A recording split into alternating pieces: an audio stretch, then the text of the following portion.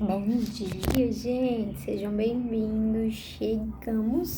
Estamos no capítulo 11 de Daniel, o penúltimo capítulo. Quem aí está animado para começar os pequenos profetas e últimos? Estamos acabando o Antigo Testamento e quem chegou até aqui está muito de parabéns. Vamos começar orando. E aí a gente parte para a nossa leitura. Espelho, espelho meu, quem levantou e tomou banho já 6 horas da manhã tava e não vai fazer nada, vai ficar o dia em casa. Ai, meu Pai amado, glória a Deus pela vida desses que, né, dá um up logo cedo. Amém, Deus. Queremos te agradecer pelo dia de hoje, consagramos a Ti toda essa leitura, nos ajude, Deus, na compreensão, no entendimento, nos dê direção, orientação para tudo quanto precisamos, Deus, saber, conhecer a respeito do Senhor, a respeito do futuro, a respeito do nosso futuro, do futuro da nossa nação e daquilo que o Senhor nos chama a fazer e a proclamar e a trabalhar juntamente com o Senhor, assim como foi com Daniel.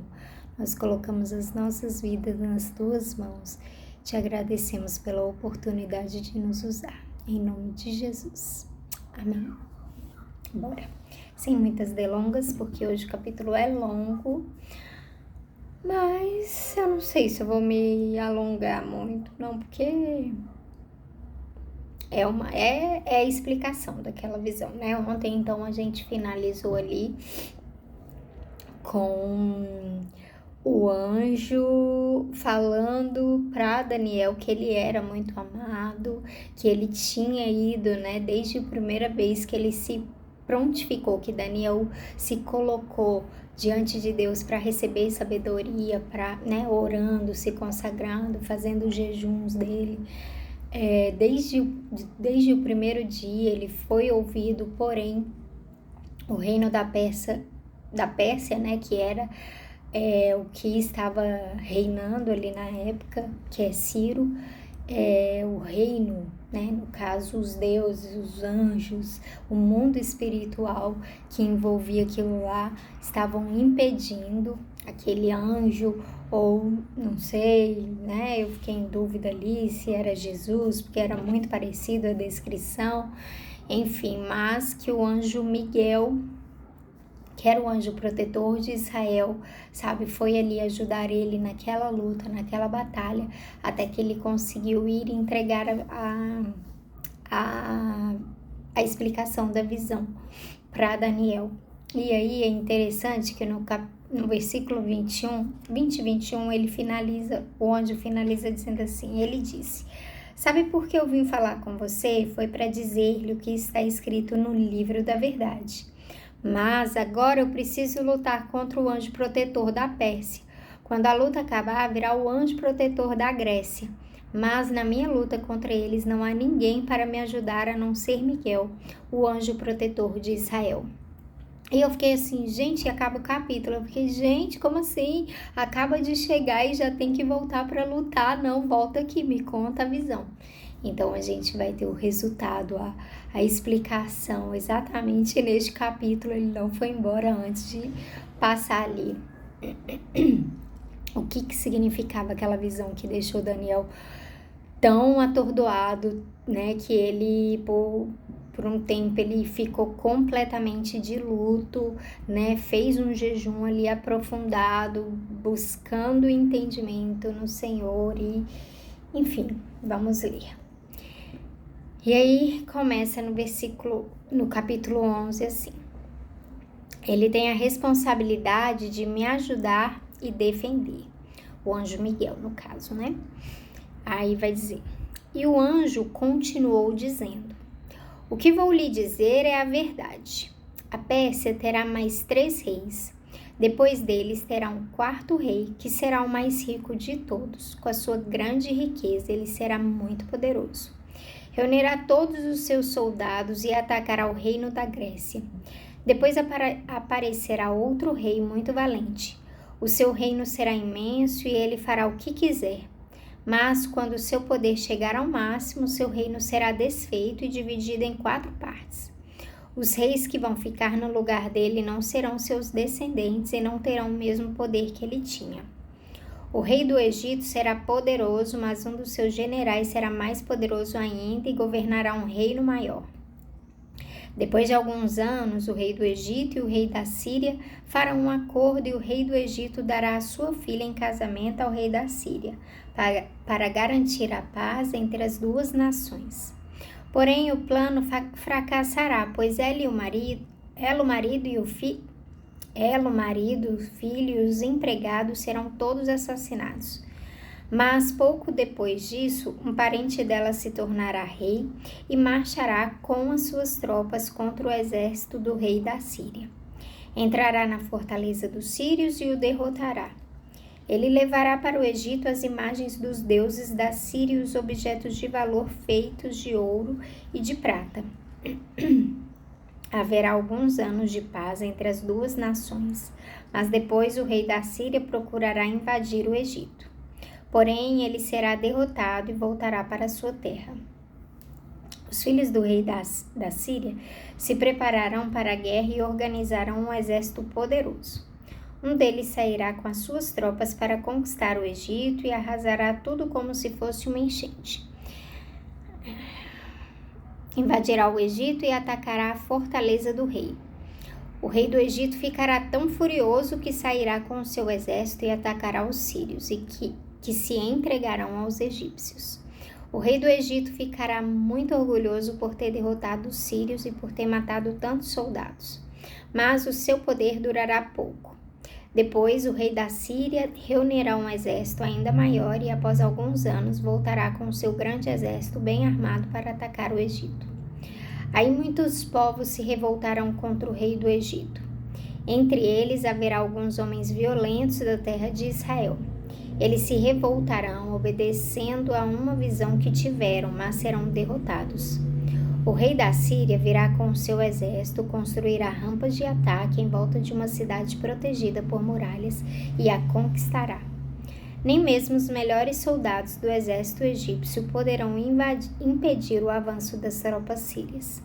O inimigo fará tudo o que quiser com os soldados egípcios e não haverá ninguém que resista. Ele invadirá a terra prometida e a conquistará completamente. Então o rei da Síria porá todo o seu exército em pé de guerra para lutar contra o Egito, a fim de derrotar o inimigo. Ele fará um acordo com o rei do Egito e lhe oferecerá a filha em casamento, mas não será bem sucedido. Aí ele atacará as cidades do litoral do mar Mediterrâneo e conquistará muitas delas. Mas um chefe militar estrangeiro acabará com seu orgulho e o deixará envergonhado. O rei da Síria voltará para atacar as fortalezas do seu próprio país, mas fracassará e será morto. E nunca mais se ouvirá falar dele. Em lugar dele reinará outro rei que mandará um oficial para cobrar impostos a fim de enriquecer o seu reino. Logo depois, esse rei será morto, mas isso não acontecerá no campo de batalha. O seguinte rei da Síria será um homem muito mau, que não terá direito de ser rei. Mas ele disfarçará suas más intenções e com intrigas conquistará o poder. Ele derrotará todos os exércitos inimigos e matará o grande sacerdote.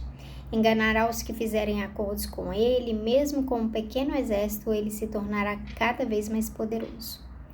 Atacará de surpresa as províncias mais ricas do país e nelas fará coisas terríveis que os seus antepassados nunca fizeram. Repartirá com os seus soldados as riquezas, os bens e os objetos de valor que caírem nas suas mãos. E por um pouco de tempo ele fará planos para atacar as fortalezas do país. Confiando no seu poder e na sua coragem, ele marchará com o seu grande exército contra o rei do Egito. Este sairá para a batalha com um exército grande e poderoso, mas não vencerá, pois será traído pelos seus próprios conselheiros que o levarão à desgraça. O seu exército será derrotado e muitos dos seus soldados serão mortos. Então os 2 reis terão um encontro e dirão mentiras, cada um procurando prejudicar o outro. Mas nenhum dos dois levará vantagem, pois ainda não terá chegado o tempo certo. Depois o rei da Síria voltará para o seu país, levando todas as riquezas que tiver conseguido na guerra.